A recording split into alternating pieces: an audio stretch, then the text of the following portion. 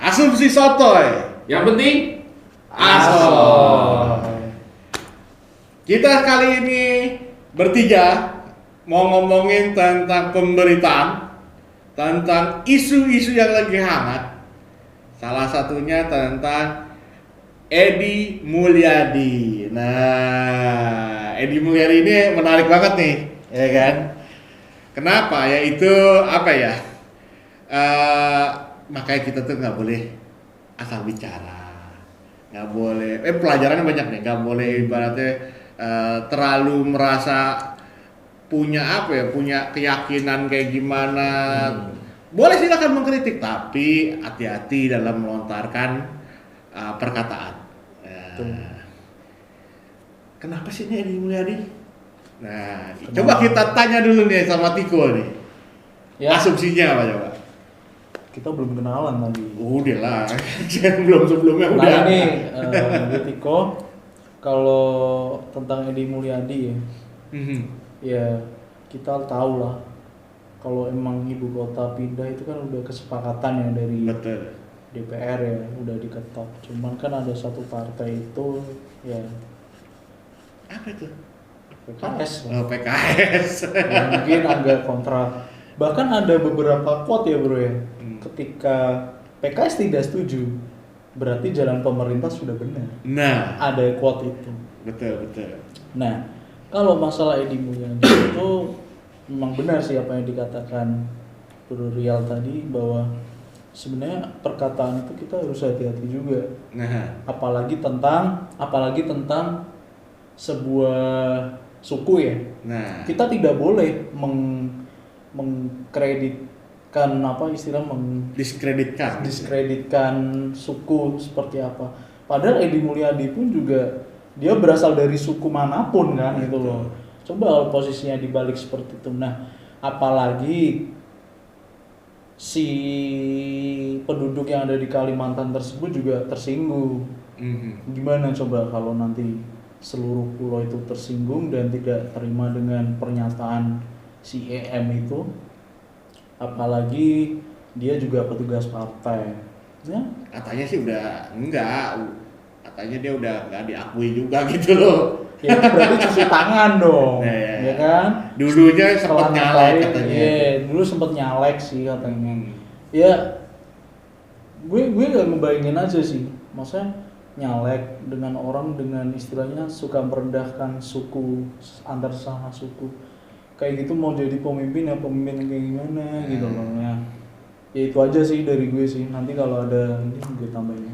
Ya berarti kurang lebihnya gini ya. Kalau dia bilang istilahnya kalau nextnya Edi Mulyadi nanti mau nyalek lagi gitu kan, ini wakil yang mau di apa namanya diwakili ini manusia mana gitu kan? Ya mungkin Kalau manusia karakternya kayak keuangan. begitu.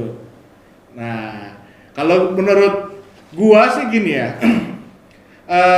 Persoalan Edi Mulyadi ini bukan cuma meresahkan secara satu kelompok ya, tapi gua ngelihat responnya dari saudara kita tuh di Kalimantan. Iya.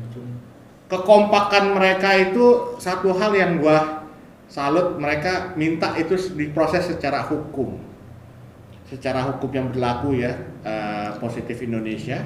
Nah itu jangan sampai mereka kalau misalkan hukum positifnya tidak digerakkan, tidak dijalankan, mereka akan menggunakan hukum adat. Nah itu lebih mengerikan kalau buat gua. Ya, apalagi Dayak. Iya. Dan menurut gua Kalimantan menunjukkan keindonesiaan, Betul.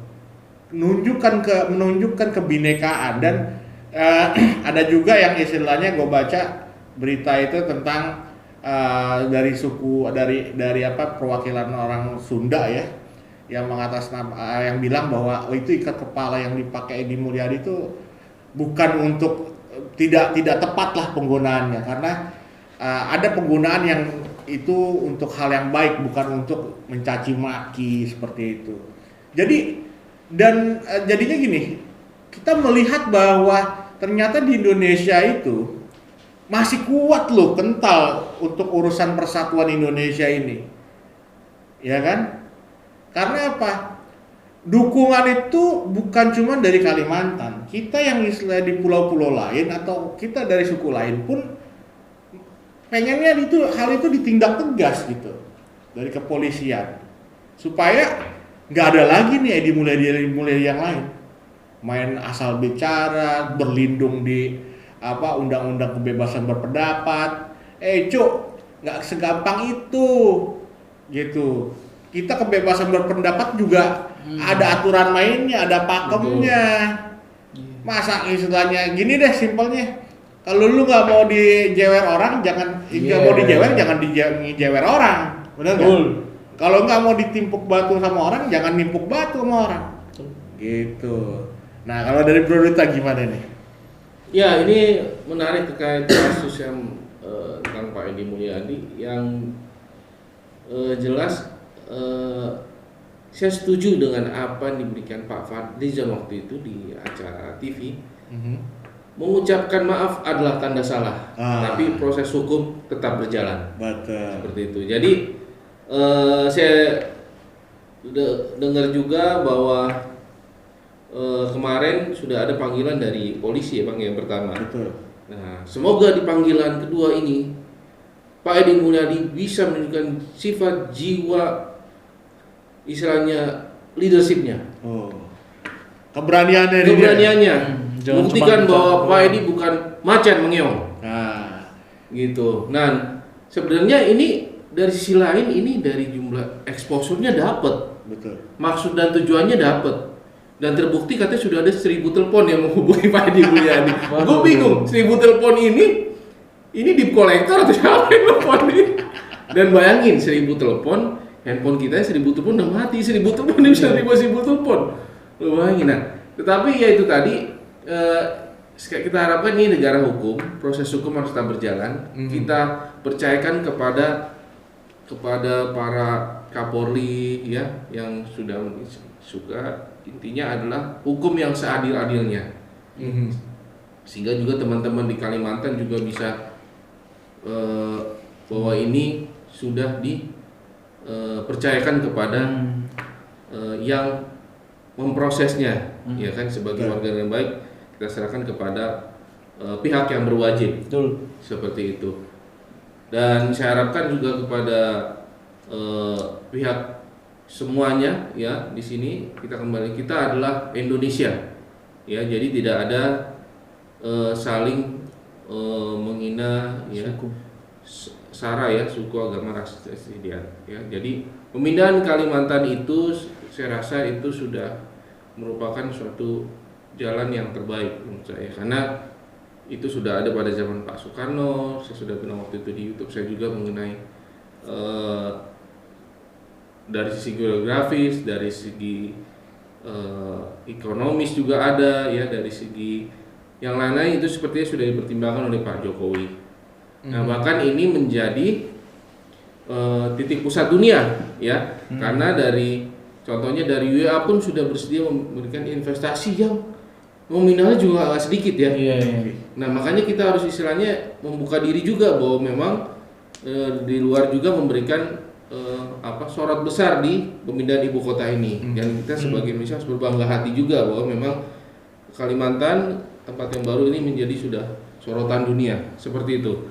Kalau kasus tetap saya rasa kita serahkan ke proses hukum. Betul. Jadi gini, kalau dari gua mengenai Edi Mulyadi ini kan tadinya terlihat garang banget ya, kan?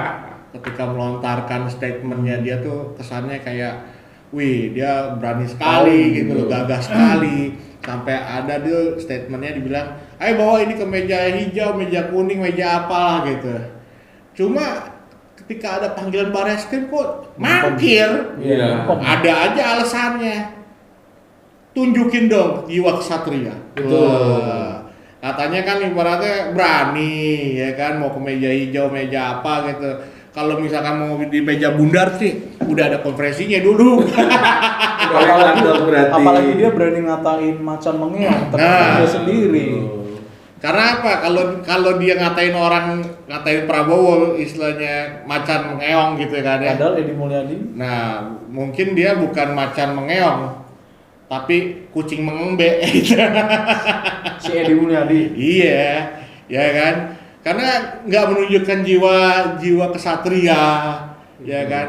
Keberaniannya juga melempem, ya kasihan sih, ya kan? Tapi gini ya, ini pelajarannya ya, ini buat kita Buat kalian semua, semua. ya, termasuk kita yang di sini, bahwa apa ya? Kalau mau berucap, mau apa itu kita hati-hati lah. Iya. Ingat, Statement mulutmu gitu. hariamu. Nah, karena apa? Yang dirugikan tuh bukan cuma diri sendiri, tapi Betul. ada keluarga, Betul. ada anak juga gitu kan. Itu pikirkan kalau mau bertindak, berbuat atau mengucapkan sesuatu, ya kan? Jangan sampai istilahnya yang dirugikan kalau cuma diri sendiri sih nggak apa-apa, tapi kalau sampai ke keluarga kan repot juga gitu loh. Iya.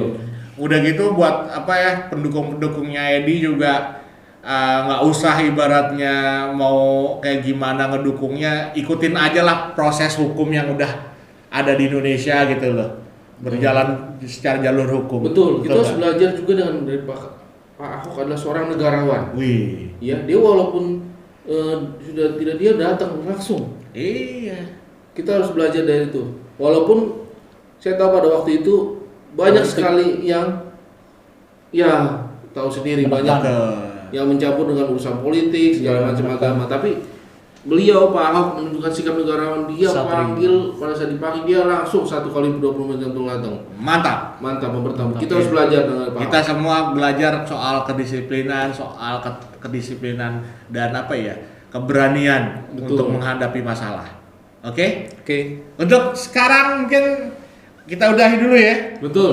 Nanti kita akan bahas lagi topik-topik yang menarik secara asumsi sotoy kita. Yang penting penting jangan melempem ya. Betul, ya kan? Dan jangan lupa di like, komen, dan subscribe Jaring Aspirasi Warga Sipil. Ciao. yang penting Aso. Sampem, salam melempem. Iya.